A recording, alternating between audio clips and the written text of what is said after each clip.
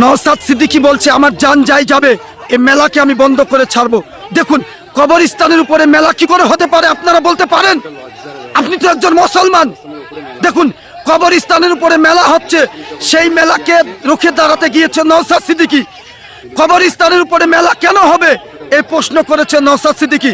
তাই দেখুন পুলিশের সাথে ধস্তাধস্তি চলতেছে নওশাদ সিদ্দিকীর, কারণ আমরা মুসলমান, আমাদেরকে কবরস্থানে দাফন করা হয়।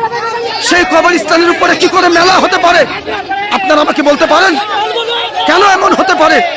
আর এখানে কতজন আছে কবরস্থানে শুয়ে, তাদের উপরে মেলা হচ্ছে কেন?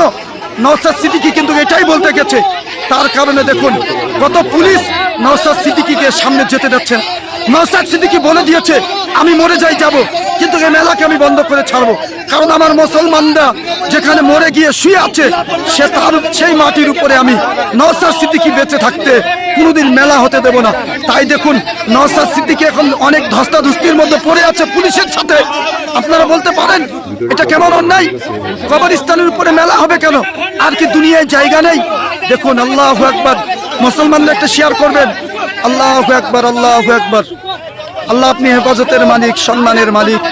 আল্লাহু আকবার। আল্লাহ আপনি হেফাজত করবেন, আল্লাহ হেফাজত করবেন মুসলমানদেরকে। আল্লাহু আকবার, আল্লাহু আকবার।